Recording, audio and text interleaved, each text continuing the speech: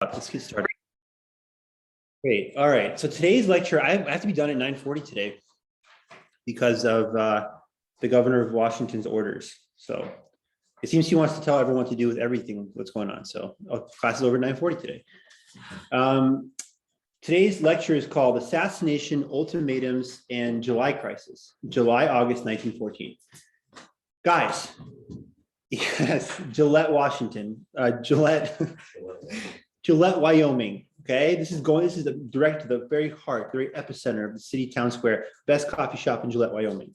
Gillette, like the razor, the best the man can get. Listen, so that's the slogan of Gillette, of the razor company.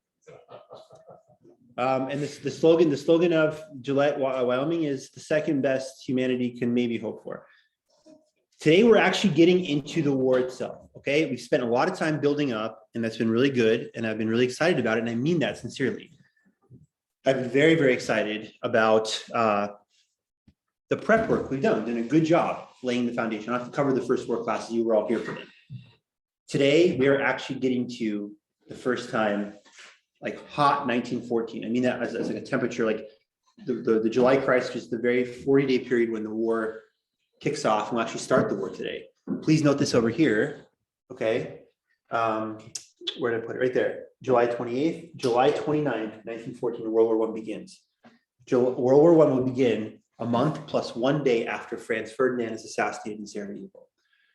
It does not begin with what we'll talk about next class, which is the Battle of the Frontiers, the Schlieffen Plan, the kind of traditional start of the war when Germany violates Belgian neutrality and attacks France. It actually begins in July, the next month, with the Austro-Hungarian bombardment of Belgrade, the capital of Serbia. So point number 1. More on Princip's background, okay? More on Gavrilo Princip. We talked about Gavrilo Princip, okay? He's this guy over here, all right? He's the guy on the left. Zoom, people. There's your little photo, okay? Princip is the guy on the left. The guy on the right is a guy named Bogdan Zerjavich. You don't have to know him, okay? Bogdan Zerjavich is a revolutionary or a terrorist, you can say. Again, this is the whole thing, right? Oh, we support these people, they're freedom fighters. Oh, we're against them, they're terrorists. It's the same thing, right? He's a guy who believes, both revolutionaries and freedom fighters and terrorists both believe we can use violence to achieve our needs. And then it becomes a justification process. Do you support or oppose them? And you say they're good or bad guys, but they're basically the same. It's just 2 sides of the same coin. Bogdan Zerjavich was a Bosnian Serb revolutionary like Princip, who in 1910 tries to assassinate Marijan Varasanin, the Austro-Hungarian governor of Bosnia-Herzegovina. You don't have to know these names. I'm glad Drew's not writing. He couldn't care less right now. And that's the proper posture and attitude, because this is background information, okay? This is background information. The guy on the right tries to assassinate governor of Austro-Hungary. And am I simply saying putting them next to each other, look, like that's a direct line? It's maybe not a direct line, but he becomes a hero to people like Princip. Princip, when he assassinates Franz Ferdinand, is not even 19 years old. To talk about being more impressionable, when the guy on the right does his failed assassination attempt and he kills himself, which Princip tries to do as well. They pull the pistol from Princip's head.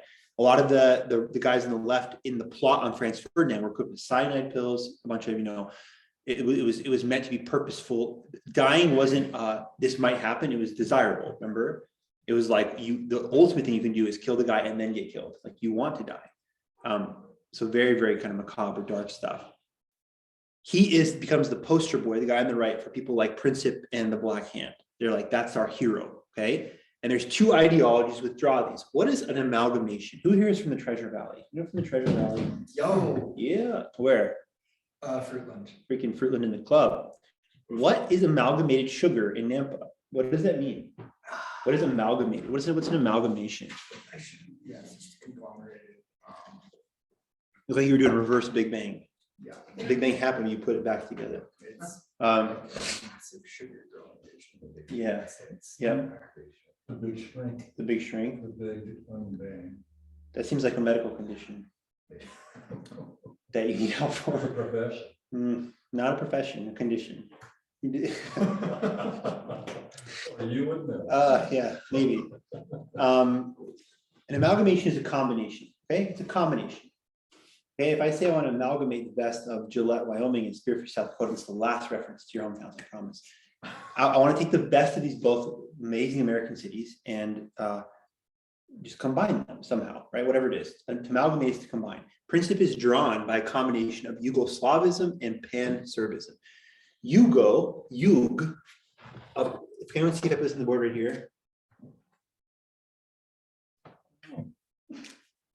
F, fail. Okay, this is gonna fail too, I bet, watch. Oh, yeah. 0 for 2, He's new. He's new. 0 for 3 maybe, no, good. Okay, that Cyrillic word in Russian, yug, just means south. I used to think before I learned that Yugoslav meant like all Slavs. That's not, that's the second thing. Pan-Serbism or Pan-Slavism, here it's Pan-Serbism, means all, right? I want to start a Pan-Idaho movement, all Idahoans. Pan-Serbism is simple enough to understand, a movement that encompasses all Serbs. Do national boundaries count? No, that's the whole point. We want to make Grand Serbia, and where no matter where all the Serbs are, we're going to put them into one entity. This is the irredentist kind of faction stuff we talked about, right? Yugoslavism, though, Yugo means south, the South Slavs. So these guys, Princip is drawn by an amalgamation, combination of Serbia being one large greater Serbia just for Serbs, which if you're like, that sounds very scary and like ethnic cleansing potentiality, that's the problem, right? How are you going to do that, right? You're just going to go and eliminate people and, you know, by force. They obviously are okay with that. A greater Serbia for Serbs, but also that encompasses all of kind of the South Slav area, which is the Balkans, for lack of a better word. Okay. Now remember, Princip was a guy too who, like, you know, I'm not kidding, put on brass knuckles and fought people at school. He actually considered at one point, the guy on the left, joining the Austro-Hungarian army, but he couldn't because he's like, oh, I'm going against my people. Princip is a combination of moron kid with the line between courage and insanity, probably closer to insanity. Huge Napoleon complex. He burst out of tears when a head terrorist told him he was too puny to be a terrorist. He's too small. He's a small guy, skinny, ridden by tuberculosis, and he's really small. Like he's like 5'2" or 3", I think. He's a very tiny guy. Ridden by tuberculosis. So I mean, he has like a death wish, I'm gonna die anyways. And a complete fanatic, complete patriotic to the point of like hyper nationalist irredentism, Pan-Slav / Yugoslav fanaticism. That's the guy. Okay, return to Sarajevo. B. I'm not going to tell this whole story, but let's tell it again. Hey, who's not here on the very first day of class? Anyone not here? Okay, so let me tell you, this is what happens in like hopefully 3 minutes. We have an hour left in class. Every second counts. Claire, why are you here? This is awesome. Thank you for being here. Claire, in a 10-second introduction, very intelligent person. Glad she's in our class. Thank you for joining us. Claire, you also were not here the first class, so you literally came at the perfect time because we're returning to Sarajevo, which is the kind of powder keg event. The guy on the left is the main terrorist who assassinates the Archduke and opens up kind of World War I, which we'll talk about today, which is the July crisis.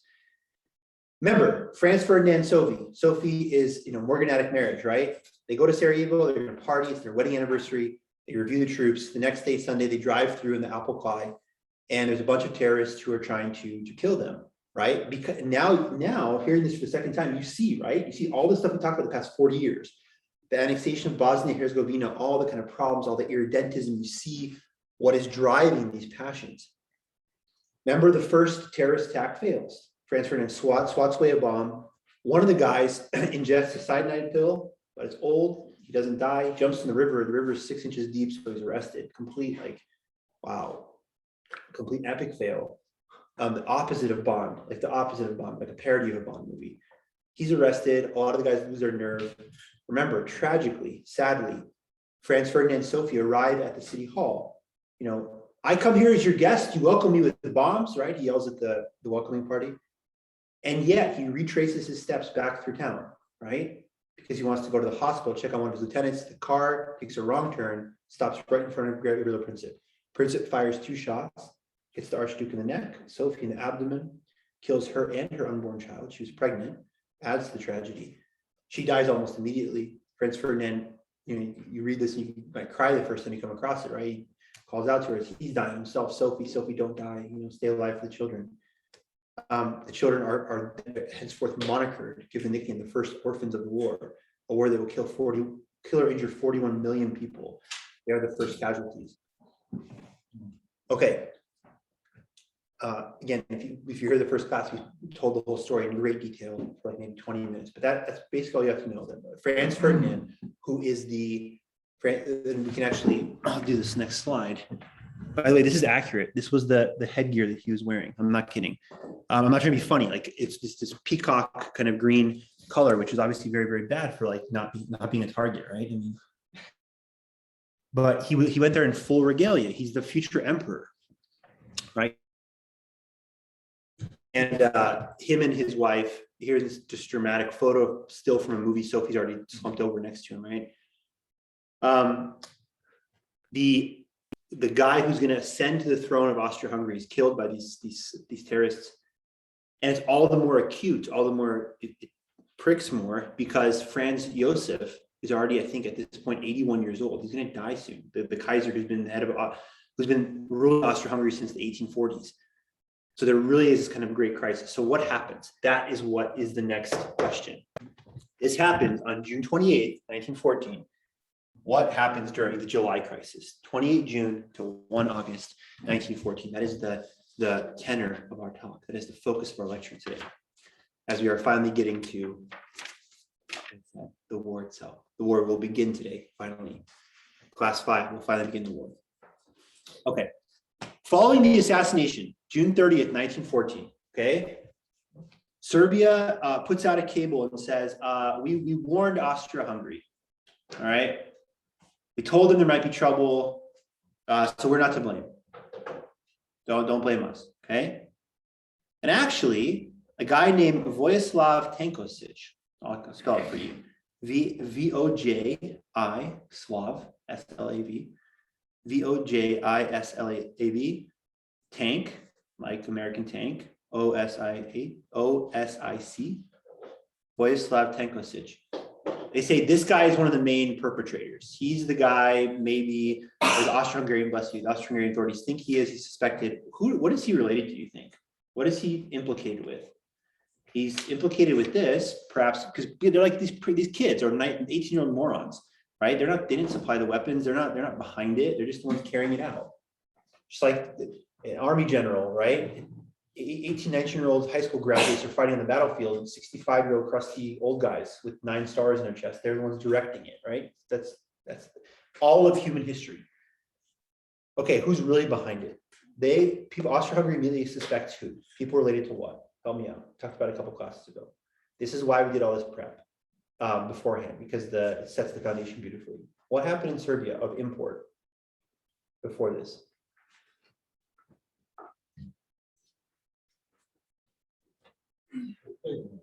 What?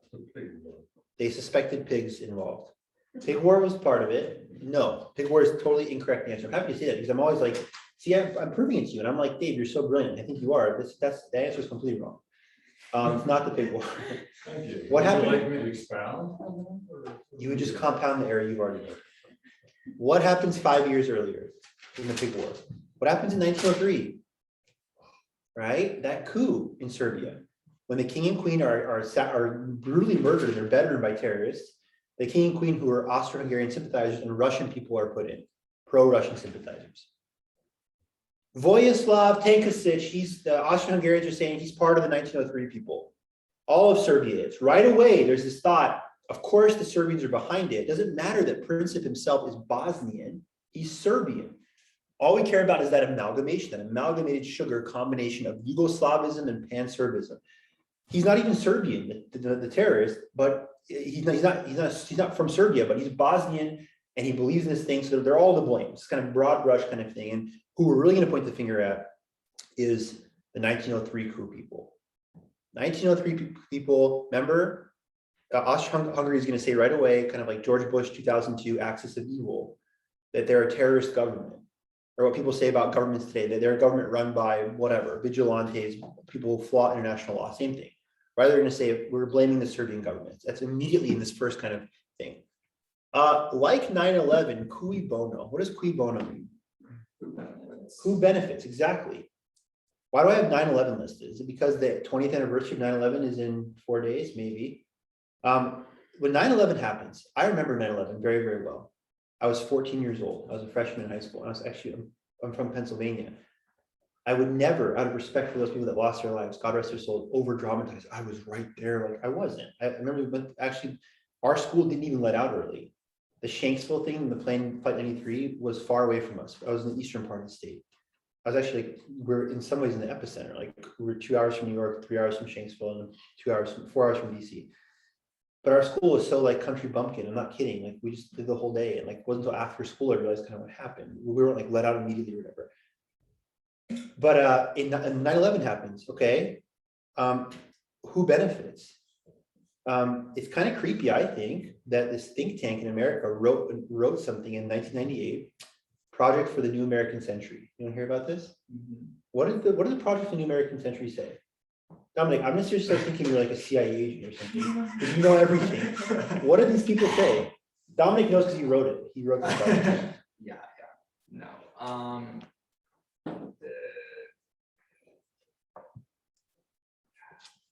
It's been a while since I read it. I'll help you. I'm already so impressed you even know about the document. I'm Yeah. serious. Perfect. No, that's already full credit. These guys, well, what is a neoconservative? What is a neocon? It's usually used as an insult. What is So they are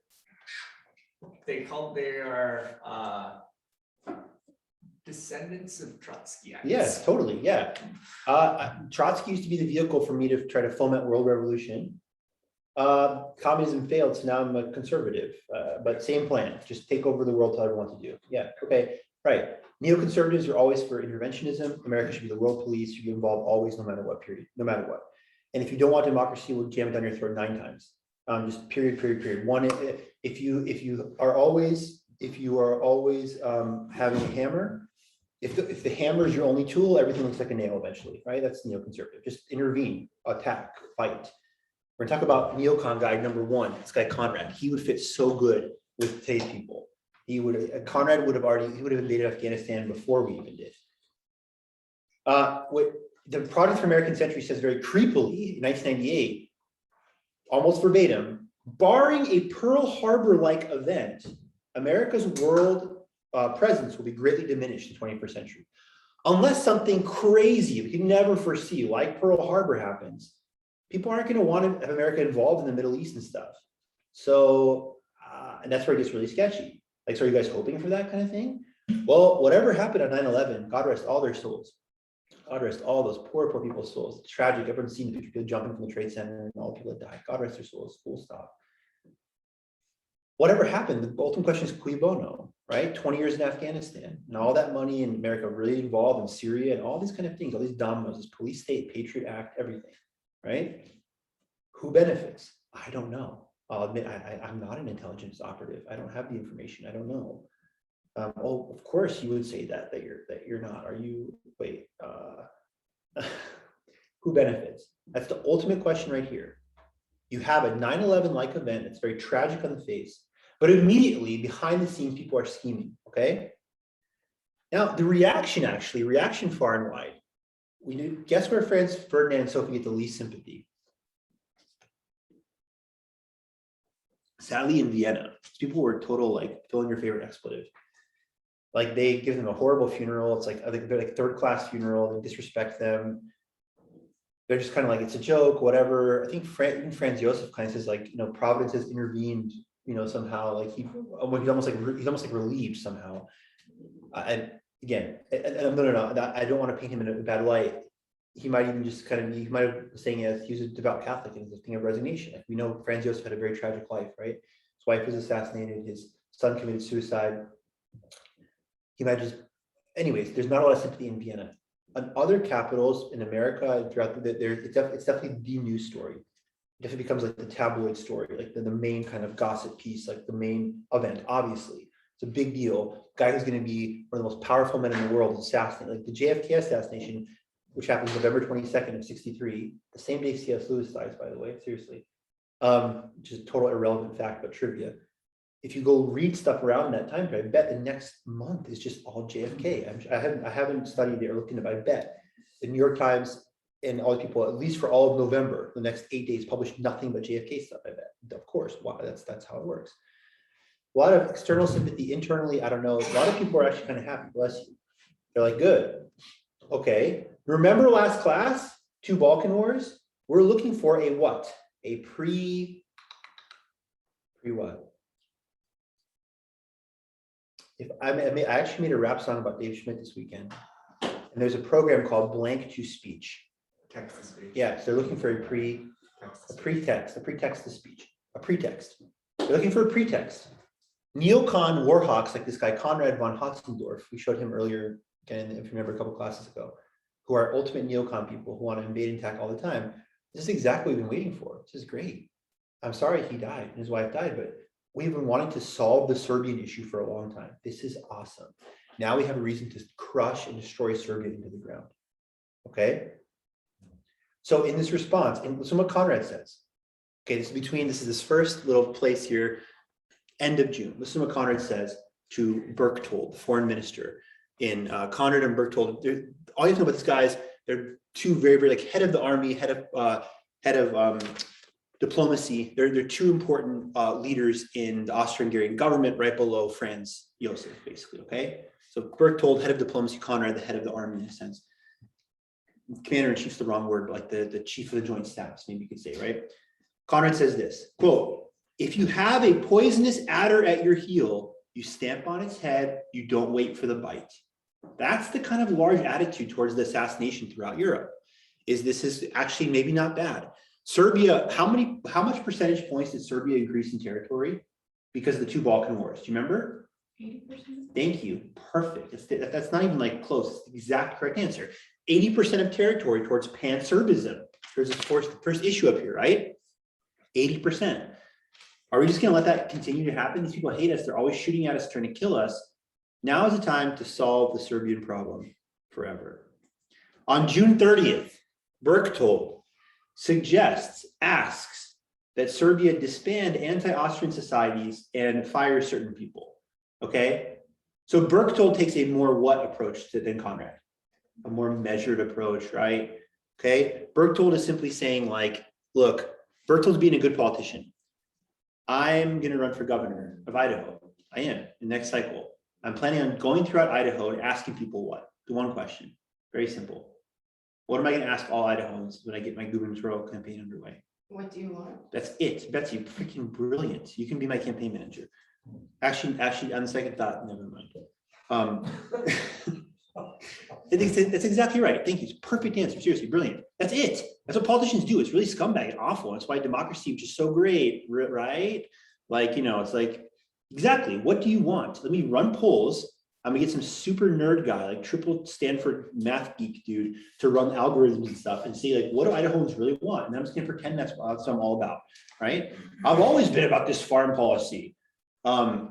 Yeah, and cows graze on BLM land and blah, blah, blah. Like, I have no idea what that even means, but it's like 72% of Idahoans say they like it. That's what Berchtold is kind of doing. He's like, let's try to just like put pressure on people and see how people respond. Like, let's see what the polls say. Let's just be soft on Austria, diplomatic, and suggest they disband Austrian societies. And maybe this will kind of, let's just see. Let's not act impetuously. Conrad is like, guy suggested war 25 effing times in like a month against Serbia. He changes his tone. Wait, he doesn't. He says the exact same thing. Just attack them, fight them, right? Why did, remember Conrad, Lido Dominandi guy? He literally wanted to destroy Serbia so the woman that he wanted to have an adulterous liaison with would marry him because he's the conquering Alexander the Great hero. That's never good. It's never good policy, I think. What are you basing your foreign policy on? This woman will be really into it. She'll want me after I do this. You're fired, right? If I was friends, you're fired. And you send you to monastery to do penance. On July 1st, Berchtold tells Conrad that Emperor Franz Josef, that he's opposed to war and he's going to wait the results of the criminal inquiry. So Berchtold is kind of holding back and whatever. Okay. How about C3, 2 to 5 July, German discussions and the blank check. Okay. So this is going all throughout Europe. Okay. Now, by the way, the July crisis, what is the July crisis? I don't think I have to, I think it's so obvious I don't have to answer it, but I haven't really said what it is. It's simply a very important person has been assassinated.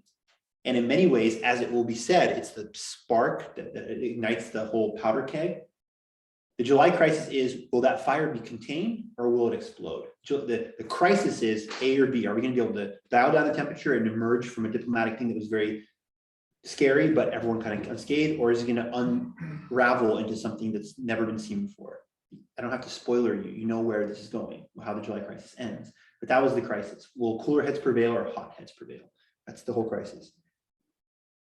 Well, the German ambassador, on July 2nd, the German ambassador, a guy named Heinrich von Jakurski, okay?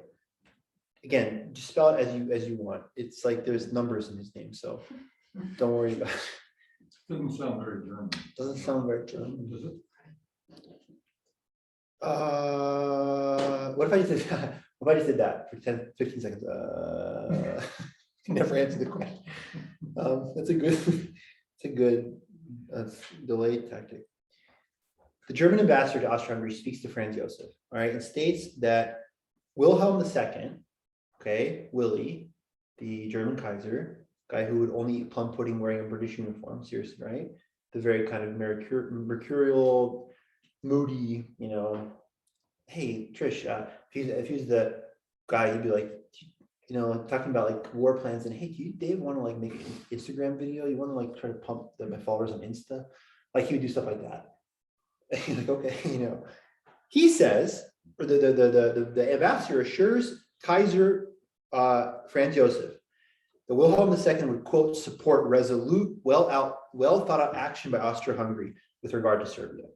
Wow. Okay, that's diplomatic speak for if you guys decide to crush this adder at your heel, as you say, we have your back. Okay, and diplomacy is always restrained. If a diplomat says, I have discussed things with the Chancellor Smith and we have found each other to be mutually in deep disagreement. He's saying, I hate Smith's guts. He's a scumbag. I hate that guy, right? We have to put this nice flowery language. Support resolute, well thought out action means if you guys decide to deal with this, we think you have a casus belli, a cause for war. Your heir has been assassinated. We've got your back. But they go further. They go further. Wilhelm, 2 days later, says, quote, he's for settling accounts entirely with Serbia. Uh-oh, right? That means playing for keeps. That means Carthago delinda est. What is that? What is that from? What is Carthago delinda est? Ooh.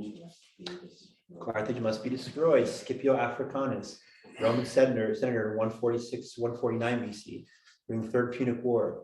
And Carthage is salted to the ground. That's what Wilhelm is saying here. He's like, salt Serbia to the ground. But they must do it quickly, now or never. And so Count Moltke, M-O-L-T-K-E, Moltke, Helmuth von Moltke. Helmuth von Moltke, his last name sounds like melted Swiss hot chocolate. It's an amazing name, Moltke. Like, give me a steaming glass of Moltke with extra marshmallows. Count von Marshmallow, the chief of the German general staff, says, quote, Austria must beat the Serbs. And by July 5th, what is obtained, it's one of the most important moments in the July crisis, is the blank check of support. The blank check of support. Meaning, what is a blank check? Becca Schmidt, I put pay to the order of Becca Schmidt, and I said, it's a blank check. What does that mean? You fill in your amount. My bank account is unlimited. I have billions of dollars. You think we fill in what you think is a fair price for you getting this a farm deal for me for my gubernatorial race. This is so unethical, whatever politics is, right? Blank check, you decide. Whatever you want, I support you. This is scary, right? This is where the July crisis, maybe the first heat up point of the July crisis, when the Germans tell the Austrians, not only do we support action, Dave, striking the adder, we're saying whatever you try to decide to do, we've got your back. This is why a lot of people blame the Germans in this crisis. Here, Betsy, you're gonna love this. A map? Kind of. Well, what if I said cryptically though? Like, what if I said cryptically at this point? I'm like, oh, they're gonna be mad at me now. Like, what if I said that? What do you think is coming next? A map. Maybe one of this. Yeah, look at that. That's cool. I'm gonna leave that up. That looks scientific. Looks like atoms. Okay, so when the hydrogen molecule splits nitrogen, and this is how you become a cyborg. What, Betsy? You don't have anything on your little middle triangles because you can't, because your years are all supposed to be the same year where they're crossing and making that little middle triangle. Mhm. Like Italy, Austria-Hungary, Germany. I mean, you have these years and years all overlap into that middle triangle. Yeah. That's a scientific mystery. That's where you put the time machine. Yeah, that's right. Speaking of, look, okay. Tomorrow night, Spirit and Life. You can't attend because of class. That's where we got off on the thing. So making jokes and stuff. Tomorrow, Spirit and Life. Next Wednesday is my Hippo lecture. And if you want to see, I'm talking about my COVID experience and saying some really, really not allowable stuff about like things like the CDC and things. So if you want to come for that, that's next Wednesday. But you have class again, I assume every Wednesday at that time, so you can't come. It's too bad. Claire can probably attend. That's none of your business. I think 6:30 or 7, I'm not sure. Okay. Also, it's not on the Vandal webpage. That's bullcrap, really? It's on something. Is it on Facebook? I could be on Facebook, but on your Vandal webpage, I went through 2 days ago. It's, but and put all your see attention for the see if time. it's, you did it, really? Yeah. and You I- edited my page? That's No, awesome. I didn't edit your No, it's page. cool if you- oh. No, you can if you want. I'm saying thank you if you did that. If it's not there, please do that. You can like hack in my page and do it. Like, that's Also, there's fine. no times for any of your Okay. lectures online. That's because what I say is timeless. Okay. It applies to all people. Oh, wait, the first Hippo lecture is listed on Facebook with no time. Yes. Yeah. Okay, I will talk to some people. This is George Soros's It's fault. on something though. Check, no, maybe it's on the calendar. Anyways, okay. I'm gonna be talking about time traveling in my thing with COVID. Was it in the bulletin? Was it somebody I don't see it. Just whenever I'll just be doing it on repeat all day. So whenever you want to show up. I think it's like 6:30 or 7. I think they're all about that time. Wow. Uh-oh. Okay, so guys, can you please look at the board and stop talking about whatever you're talking about is not important. The Hippo lecture? Yeah, it's not important. Yeah, It's on the Sorry. calendar. it's on the calendar. Or, I mean, it's not, I couldn't find it addressed. If it's on the calendar, then that's all that matters. So everything Claire said is just completely overruled. Okay, look at the alliances. Look at the alliances. Okay, and look at the years.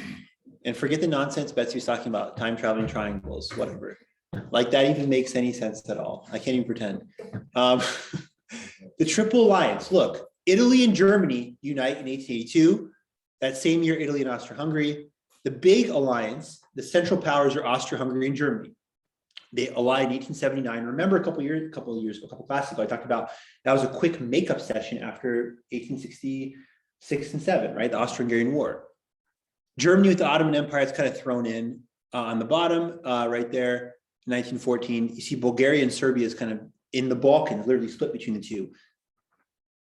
On the Entente side, Russia and France, 1894. Remember, that was a couple days, literally, you could say days diplomatically, but in the large sphere, a couple of years after Bismarck had been fired by Kaiser Wilhelm. Remember the reinsurance treaty lapsed?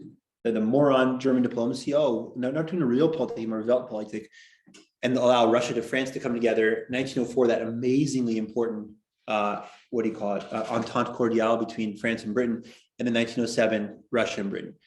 Forget the Ottomans, who cares? Bulgaria and Serbia, sorry to break it to you, like no one is asking you to the prom. And Italy as well is a joke. And I know I love Italy. Italy is an absolute joke, capital J. Wow, like wow level. Italy literally betrays the Triple Alliance immediately when the war starts and joins their side because they want to steal Austria's land. It is like, everyone's seen Napoleon Dynamite. Who's seen Napoleon Dynamite? It's like when Trisha goes to dance with Napoleon because her mom makes her, and then immediately she goes hang out with the real tool bag guy and Summer Wheatley, like dumps him immediately. And it's like, wow, but Pedro and Deb are like Germany and Austria-Hungary. They're the strong alliance. They're there for Napoleon. Napoleon in this scenario is like, he's not on the map even. He's like Montenegro. He's an irrelevant, nerdy, stupid country. It's really Austria-Hungary and Germany versus Russia, France, and Britain. Everything else is kind of ancillary to this. When you have a blank check already, guys, I spent so much time on this, seriously. blank check is going to now say, okay, look, the assassination technically is between this guy and that guy, right? It's a local affair. And we can exit this storm with minimal problems, hopefully. If Austria-Hungary and Serbia keep it localized, rather Austria-Hungary keeps it localized in its response to Serbia. Keep in mind something I'm gonna talk about soon called the Stop in Belgrade plan. And you know what I'm talking about. The problem is when these guys say blank check to whatever you wanna do, now all of a sudden it becomes versus, okay, that's the problem. That's how World War I starts. Like we could actually end the class right now if we had to for time's sake. That really is the whole problem. The July crisis spirals out of control when World War I is born, when the Third Balkan War, which would have been a localized conflict between Austria-Hungary and Serbia, becomes all of a sudden the potentiality of this massive Russia versus Germany, especially thing, and all their attendant alliances. Everyone understand that? Anyone have any questions about that? I think that really is kind of simple enough. Let's continue. Number 4, Berchtold, 3 things. Okay, so Berchtold, he's the kind of guy who, again, is the voice of reason, right? Remember, Conrad is the neocon guy. Berchtold is like, let's check public opinion. He says that Austrian leaders should go on vacation. That's what he suggests. And he agrees to pay for all the Dom Perignon for the vacation. And Dave Schmidt's going to bring a Yamskaya, some whatever kind of Russian vodka. And that's what he said, is that Dave Schmidt is bringing caseloads of Yamskaya, and the Kaiser will supply the beer from Bavaria, and we should all go on vacation. And they do, in fact. Germany and Austria-Hungary, a lot of people are going to go on vacation. This is the Kaiser's yacht. Around the time that he decides to talk about the blank check, and this is heating up, they all go on vacation to have an alibi, to reduce suspicion. No, Becca Schmidt, who is Empress of Germany, of course she's not planning war. She's in the North Sea on a yacht, right? She's not a warmonger like you think, and which is true.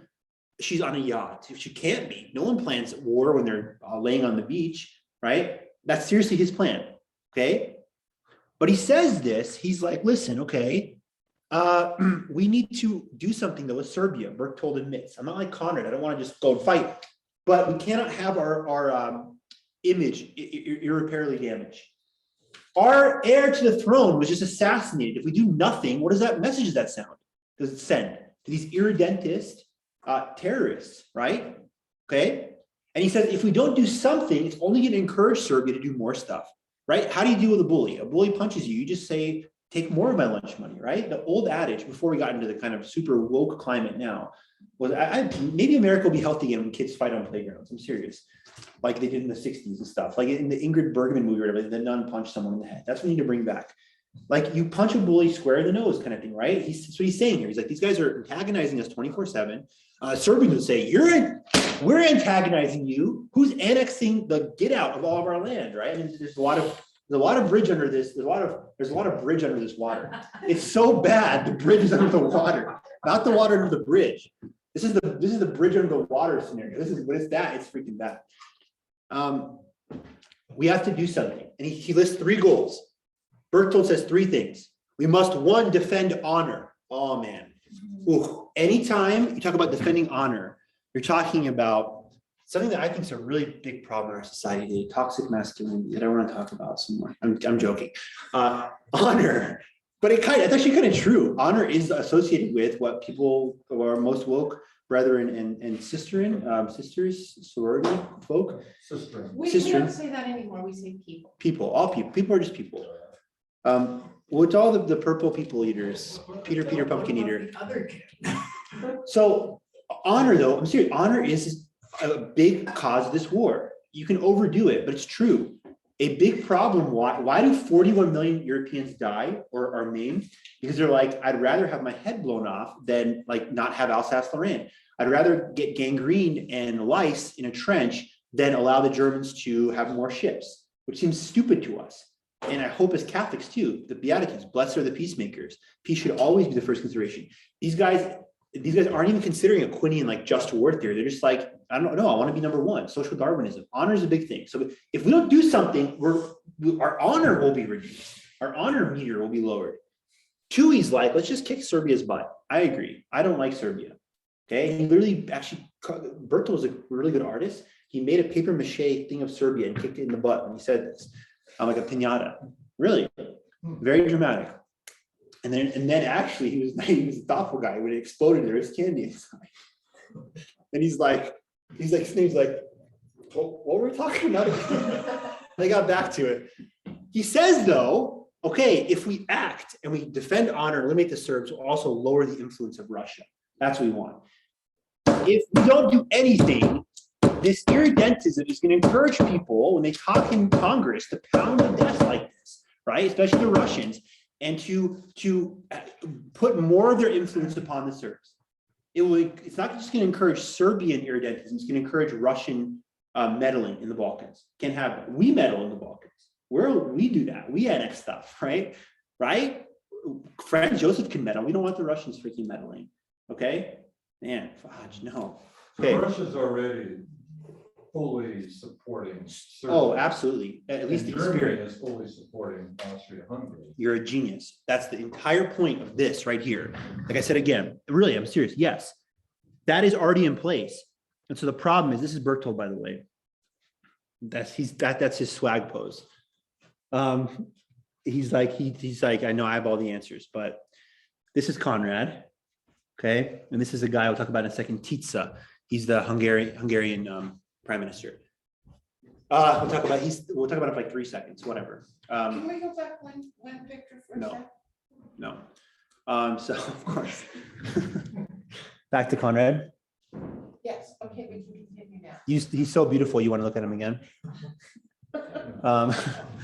Okay. So anyways, okay, those are the three things. Yes, that's it. That's the whole problem here. If this is the whole July crisis perfectly summed up by Dave Schmidt. I'm serious. If it can remain Austria-Hungary versus Serbia, then we can escape this. But if it becomes Germany versus Russia, it's going to become, they don't know a world war yet, but it's going to become a conflagration. It's going to become awful. It's going to become at least as bad as 100 years ago with Napoleon.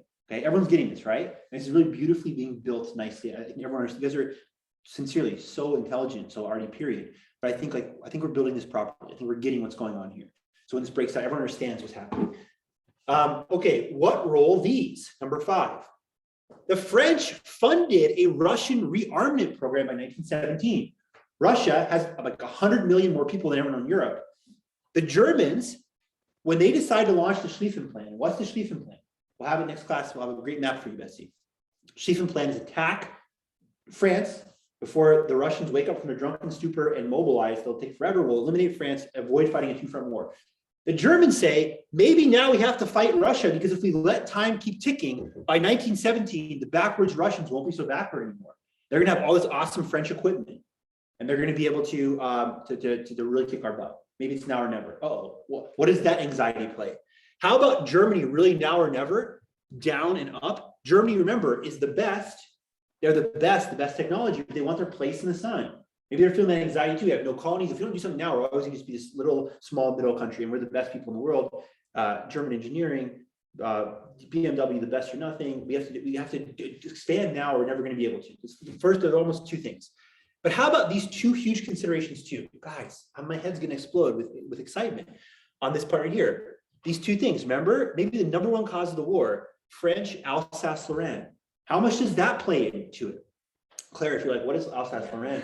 In 1871, the Germans kick the French's butt. Put the last word in like 95 Arial font. Like they kicked their butt and took this territory where the modern day city of Strasbourg is, the head of the EU. And it's just a really cool place. Alsace-Lorraine, they stole it. And a lot of French people grew up with the idea of like, I'd rather die than have Alsace. It would be literally like if Mexico declared war on us and took back Texas. And a whole generation was there would be a lot of there were definitely enough freak crazy people in America to be like, no matter what, Texas, probably some liberals would be like acting redneck to get Texas back for whatever reason. Okay, like that. How does that play? How much does Russian Straits Constantinople play? Is Germany to blame for the war because the blank check, or does France want a war all along to get Alsace-Lorraine back? And Russia, the Orthodox Church, they would really like to take Constantinople back from the Ottomans and get Byzantium back. How much does that play in the factor? When Russia and Germany have an alliance Russia and France have an alliance, 1894, maybe they're like, let's get into a war and we'll get Constantinople back, you'll get Alsace-Lorraine back, and we'll get Germany out of the picture. Everybody wants this war in some reason. Everybody. I'm gonna go real soft, right? I'm gonna go real mute. Everybody wants. Yes. Dave. I'm just looking at the 1917 France. Am I reading that right? France. Can you read? You're writing sometimes. That's great. You just, I just got like, that's a nice So job. France funded its own remark. France funded a Russian rearm in Oh, 1917. Remember, my backwards are. but even then, Yeah. how could it do that? And wasn't Germany controlling France by then? Oh, no, they're not controlling France. Like Germany actually is a very like magnanimous victor. After 1871, they kicked their butt, they declared the empire and they leave France alone. Like the French, the La Belle Epoque. Have you ever seen the Owen Wilson movie, Midnight in Paris? You want to see that movie? Oh, some of it. The Marion Cotillard, an enchanting French actress. She plays the lead role and she's always like, I want to go back to La Belle Epoque. And La Belle, just like You got that. an Oscar for that. Yeah, exactly. La Belle Epoque, the beautiful era of the 1880s and 1890s is after this. So like, no, they're not controlling France. They leave. I mean, really, the German bad guy myth is sometimes like just that, a myth. It's like the Germans could have owned the French. Like, we don't want to own the French. We want to destroy them on the battlefield, make a couple of funny memes and then leave. Like, that's it. Like, we don't want to control your country. So they're France is funding a lot of stuff. France is so scumbag of a country. They're funding people from the Balkans. They're just so, yeah, France is so grimy is the word I would just use to describe France. And it's coming from an enormous Franco. I love France. You know that. By the way, all of you freaking derelict people, come to my French class tomorrow. It's at 11, it's class number 3. Where are you? It was really fun last class. Drew's come once, didn't come last time, so I don't. I was there last time, I didn't go the first time. Oh, well, you're dead to me anyways. All I know is un bonbon, s'il vous plaît. Un bonbon, s'il vous plaît. A little Yeah. candy, please. Yes. Mhm. Nice. Do you provide candy? No. The guy with the piñata did, and kicked open the piñata. Austria-Hungary, no, that's good. It's a good phrase to know. I'm serious. Good job. Good for you. I am not being sarcastic. Austria-Hungary, no quick action equals pretext versus sympathy. Guys, freaking listen to this, right? Our dude was shot, right? Hello. Our guy was assassinated in Sarajevo, right? Where's sympathy with us? I'm gonna scream. I'm gonna start like I'm building this. So like I want to flip out of one point as fast, like scream as loud as they can. European-wide sympathy is with us, right, Becca Schmidt? Duh. Like our guy was killed, but we have to act what? Quickly. The longer we delay, the longer people are gonna be saying pretext, text to speech, right? They're gonna say like, you guys, if you would have acted right away, Franz Ferdinand and Sophie are assassinated. The next day you invade Serbia. All of Europe's with you. There's going to be none of this blank check Russia support. Even Russia, who is super freaking crazy bunker autocracy, they'll recognize the right, of course, against regicide, right? But the longer you wait, the less sympathy you're going to get. That's a big problem. Guys, this might be the most important part of the entire, the blank check is very important, but the hottest part of the whole July crisis is this ultimatum to Serbia, which I'm going to read all 10 points. That's not delivered until July 23rd, almost a month later. Can you blame European powers to be like, you guys aren't sincere? You're not trying to avenge Franz Ferdinand. If you did, it would have happened immediately. You waited a month. You're trying just to start something to crush Serbia to the ground. We Russians can't tolerate that. You see how this builds? C7, 7 July, Bethmann Hollweg. Bethmann Hollweg is the chancellor of Germany, right? We talked about him. He tells his aide, quote, action against Serbia can lead to a world war. One of the first prescient kind of long, good foresight. He says on the 7th, he has a warning, C7, July 7th. Let's tread lightly here, okay? Tisza, between July 8th and the 14th, that's the guy on the board now, the PM of Hungary. So like you can say, Austria-Hungary is a dual monarchy. The Kaiser is in charge of everything. He's kind of like a lieutenant to Franz Josef. he at this point says he will support the war, but only out of fear that you're the man. Thanks for coming. Sure. Have a beautiful rest of your day. Thank you. Tietze so support the war, but only out of the fear that if he doesn't support the war, Germany will renounce the dual alliance of 1879. Okay, so Tietze in a certain sense is having this. I am not going to use the Pontius Pilate argument. It's terrible. Seriously, it's almost I almost feel like it's blasphemous. But it is kind of like I see the truth, but you know he's probably with Bethmann Hollweg. I don't want war, but I'll support it because I don't want the Germans are our daddy. They protect us all. Seriously, that's the whole problem too, is that they look at Germany as this overarching number one superpower guy. And they're like, we can't take off the Germans. If they want war, I guess we got to support them. So it's creeping closer and closer. And this awkward is the perfect word. People use awkward way too much now for a lot of different things, but this is literally the definition of awkward. It's like disjointed. Tietze, that guy, he is the prime minister of Hungary. Okay. So you're saying that Germans want war more than. It seems the Germans at this point kind of really want war. The blank check and saying we'll support you no matter what. And okay, let's do it. You know, it seems at this point Germans want war. On July 16th, Germany and Russian views on the move. On the move, I mean, they're not on a move that happened. They're on the move. They're in motion. July 16th, feast day of Our Lady of Mount Carmel. Bethmann von Hollweg says, this is the guy who 9 days earlier, what did he say? Right? This could lead to a world war. Says all that matters is Austria attacked Serbia this summer. What the heck, dude? I archived your tweet from 9 days ago. You said this could be bad. Now you want war no matter what. He says this would be a win-win for Germany. If Austria-Hungary attacks Serbia, the Germans say, we will do this, right? Maybe the Berchtold 3 points. We'll lower Russian influence. Serbia's obviously going to get their butt handed to them because they're a joke compared to that. That's kind of attitude, which will turn out not to be true. The Serbs fight valiantly against the Austrians. We'll see that as we talk about the war. They're not defeated until the end of 1915, I believe, like completely defeated. This will work out good for all of us. Okay, C9. And what is Russia's views? Russia's views can be contrasted by three things. Number one, Nicholas's ineptitude / waffling. Nicholas is a really good guy. I mean this, I love Tsar Nicholas II. I'm not being sarcastic. He's a really, really nice, cool guy. That might be the best quality in a Tsar, though. He's a little bit indecisive. And Nicholas is just like, I don't know. You know, his cousins are the King of England and Wilhelm. There's actually the Willie Nicky letters, as they're called. Seriously, between both those guys, this thing heats up. He just wants to kind of stay out of it and hope for the best. But Russia, despite that kind of like trepidation, is supporting them no matter what. Okay. On July 22nd, 23rd, Germany all vacation plus Westphalia 1648. What I mean by Westphalia 1648 is at the end of the 30 Years' War, which the Westphalia Treaty cements, there was a stipulation that external agents should not engage in domestic affairs. If something is an Idaho problem, Idaho should deal with it. So on the face of it, Germany is saying Austria-Hungary should deal with this by themselves, and we're going to go on vacation. It's a double cover, right? We're not involved.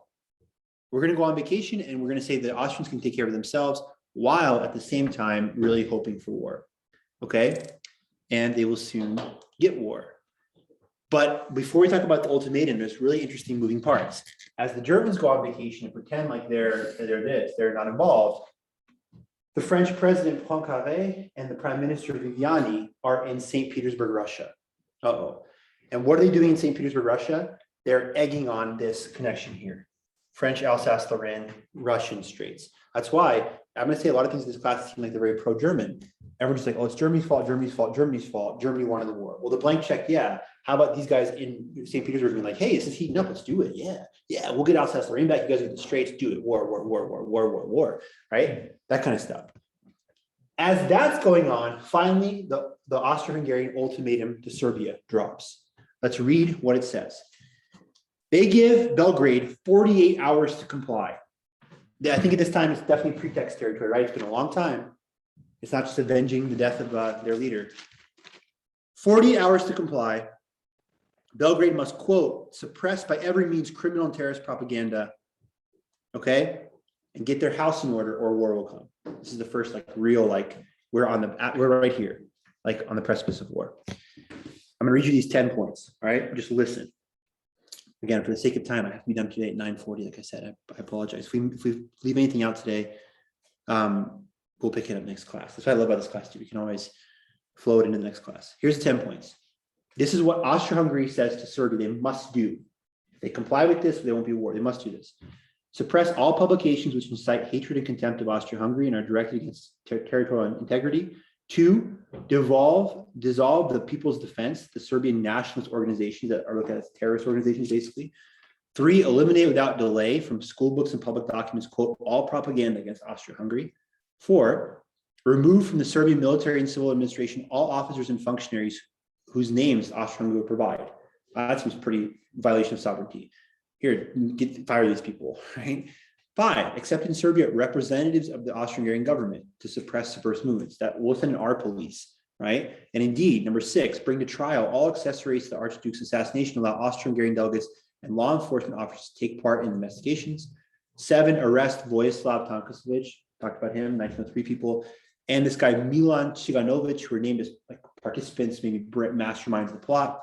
8, cease the cooperation of Serbian authorities in trafficking arms and explosives across the frontier. 9, provide explanations, quote, to the Austrian-Hungarian government regarding Serbian officials who have expressed themselves in interviews in terms of hostility to the Austrian-Hungarian government. That's like, give me a list of people who've said bad things about President Trump or President Biden. Like, we make a list of names.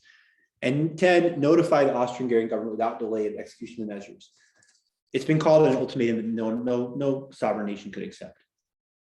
And if It's really a surrender. to surrender, just roll over, play dead, let us annex you in name, right? Okay. So some historians argue that they accept all of them, besides the 0.5 and 6, really. They kind of say, okay, yeah, we'll take care of this. We're going to prove to you we're not a terrorist government. The ball is rolling too late at this point. The attitude of the Germans when they hear that Serbia, when they hear that Serbia has accepted the things, they're like, oh, dang it, like they're angry. Like, we want war. We want war. In fact, Kaiser Wilhelm, waffling Kaiser Wilhelm, let me jump to this point. Where is this right here? Germany, C-17. Wilhelm is like, great. Wilhelm, who's like blank check guy 20 days earlier, and then asked, what do you call it? Asked people around him to help him, get his Instagram page up, whatever, he's all over the place. Now all of a sudden he says, oh, good, they accepted the offer, so we can have peace. And his lieutenants around him, now we're back to German blame, say, if you counsel for peace, like, we'll force you to abdicate. Like, we're going to fight a war. We're not having peace. We're going to make sure that we're going to say it's unacceptable, whatever they do. This is where, again, people blame Austria-Hungary, Germany. They provided a thing that's surrender that cannot be accepted, because that's the whole point. We want you to reject it so we can then fight you, because we want to fight. Edward Grey, possible British mediation at this time. He comes in and says in the 2030, he has a mediation offer. And he promises the government would attempt to influence both Russia to influence Serbia and Germany to influence Austria-Hungary. It falls on deaf ears, okay? The crisis really kicks into high gear at triple star on July 24th, and Austria-Hungary breaks off diplomatic relations with Serbia, okay? You haven't responded to the ultimatum within 48 hours. They said 48 hours, not even 48 hours, just 24 hours. Breaks off diplomatic relations and mobilizes, okay? The response is C14, 15, 16, and 17 are all kind of the same response. Like, like the snowball's rolling. Everyone kind of doesn't know what to do. Germany, again, remember the Kaiser with his trepidation, he wants to stop the snowball, but he can't, because even ministers say we're not going to stop the snowball. Germany, C16 at this time, Great Britain, excuse me, the C16, they want to mediate the crisis. Mediate what? They're like, you guys are, across the channel, stay out of our affairs. The most important thing that happens in this time is C15. The Russian army is put on alert. Okay, it's a big step. Okay, because people say when this happens here, C19 is when everything really breaks loose. When Russia will have a general mobilization. I'll explain why. But they're put on alert. The stop in Belgrade plan is rejected. I mentioned that before. What is stop in Belgrade? Remember, the whole July crisis is about having a local war, avoiding conflagration. What do you think stop in Belgrade is? It's a little bit too late for stop in Belgrade. That would have worked immediately. What is stop in Belgrade? Belgrade is the Serbian capital. What is stop? What? That you have a right to avenge Franz Ferdinand, but you must stop in Belgrade. You can't go occupy all of Serbia. Just go to the capital, bomb the capital, and do a sign of force. but then leave. That's a limited response. It's like, sorry, everybody says this. Everyone kind of says this. Let's talk about this stopping Belgrade plan. No one wants to hear it at this point. France wants Alsace-Lorraine. The Russians maybe the Straits and defend Serbia. Germany's like, freaking yeah, buddy, crank that war machine. And before we talk about when the war actually begins, the reason general mobilization is so dangerous.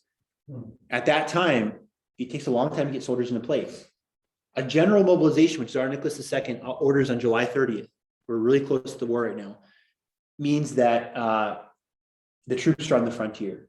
The Germans at that point will decide to declare war the next day because they're like, if we don't declare war, they can just walk into East Prussia. We have to kick the Schlieffen Plan off now. The World War I, although it actually begins here, July 28th, when Austria-Hungary declares war on Serbia, and then at 1 o'clock in the morning begins bombarding Belgrade. This is the most important thing of the whole July crisis, when Russia generally mobilized, because that's a chain of dominoes. Let me tell you what those dominoes are, okay? Let me tell you what those dominoes are.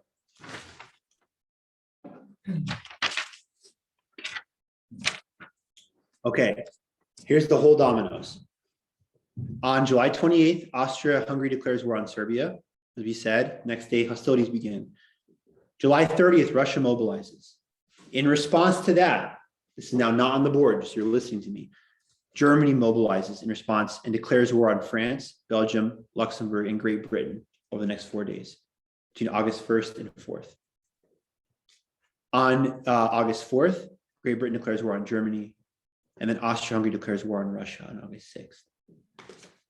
We can start next class with those declarations of war again, tease them out, but all you have to know is once you can say, okay, how can I sum up the July crisis perfectly in like 5 seconds, truly? Franz Ferdinand's thing happens. The biggest mistake I'd say, number one, was they didn't act immediately.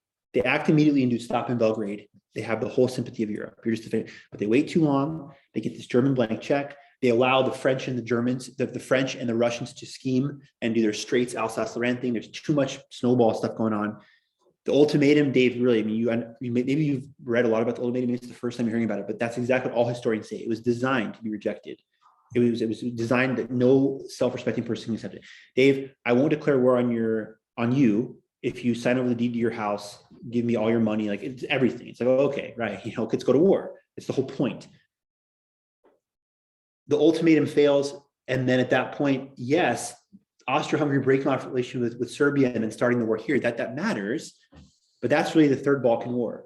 World War I begins when Russia mobilizes, forcing Germany to mobilize, and Germany declaring war on France, Belgium, Luxembourg, Great Britain, even on Great Britain, bringing the British into it. This is by August 6th, not even 6 weeks after Sarajevo, the world is going to have what Barbara Tuchman, who wrote a great book about World War I called The Most Terrible August in Human History, where 500,000 people or so are going to be killed and wounded and unprecedented. That's what we're going to start next class with, right? From this point in class, we're not going back anymore. Did our background, we're just moving forward ahead in the war all the way to the end of class. Let's look at some photos really quickly. This is good. Okay, this is a good. I think we covered everything really well.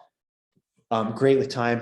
In the last 5 minutes, here's brutal tenor of Austro-Hungarian note to Serbia makes its acceptance possible. You'll see often Serbia is spelled with a V in some ways as well, owing to the Cyrillic B and V. It doesn't matter. It's like the old English, they did an F, I think, for a V or somehow. Like it's the same. It's Serbia.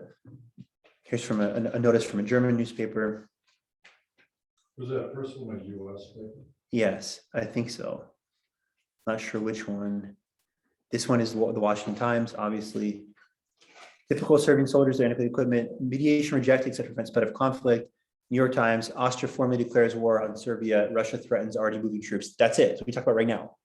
As this declaration is made, people are moving troops. Oh yeah, and it's fake news. New York Times, failing New York Times. Again, piece of Europe in Kaiser's hands. Wow, way to impregnate the idea later on that it's all Germany's fault, right? Oh, now it's all just up to the Kaiser. It's not up to the Kaiser. It's not true. It's it's fake news headline. Literally, it's Kaiser had some part of it. It's not all in his hands. Oh, sure. I, the Kaiser, I'm all for peace. I'll let Russia put 1 million troops on my frontier, and that's cool. It's going to be very frustrating in this class. You'll see everyone is to blame. The idea that it's all Germany's fault is a lie. It's just anti-German propaganda lie that's made much easier with how evil the Germans were during World War II as the Nazis. It's so easy. We Americans grow up with, oh, Germany, Germany, Germany. That's a lie. This is fake news. This is not all in the Kaiser's hands. Here's the actual text of declaration of war from Austria-Hungary to Russia. As you notice, it's in French, because French is the coolest language ever. If you can notice in French, the handwriting is freaking worse than mine. Okay, here's the bombing of Belgrade. A pictorial description. Here's actual, what it looked like across the river. I'll show you this picture in 2017, the river that they used to separate Austria-Hungary from Serbia. This is the actual start of the war. But really, like I said again, right, that's the distinction. That's the start of the Third Balkan War. World War I starts with Russian mobilization. Everyone understand that distinction, right? But this is actually technically the start of the First World War, Austria-Hungary's attack on Belgrade. And then here's the subsequent from occupants, terrible quality, I apologize. That one is a little bit better. The occupation of Austria-Hungary makes it in immediately, but the Serbian resistance, I said, is fierce. They will not fall really to the end of 1915. Troops, policing, people. This is what the modern border looks like today. A last point I didn't talk about, Auguster Liebknecht, love of August, spirit of 1914. People were excited to go to war all throughout, everywhere. Cheering, it's gonna be fun. Kaiser Wilhelm said, you guys will be back before the leaves fall. It's gonna be fun. War is cool. War is like football. It's like we have to watch the Vandals. It's really awesome. No one actually gets hurt. It's a game. That's what people honestly thought. Cheering, look, these guys are so happy. How many of these poor guys got their head blown off by a cannonball like 2 weeks later, right? God rest their souls. And they're just so excited. Yeah, right? For country, for the fatherland. And the women in their hats next to the soldiers to party. Everyone's super excited. This is an actual photo from August 4th in London. Everyone packed in the square. The day Britain declares war on Germany. And this is the most haunting photo, I think. Look at that guy. The quality's bad, but he's so excited, right? Beautiful smile. Like I got my pack. He's a German soldier. Talk about their pointed hats and these weird pointed hats to begin the war. He's excited. This is cool. I can't wait to write my sister back home. Hey, little sis, war is great, right?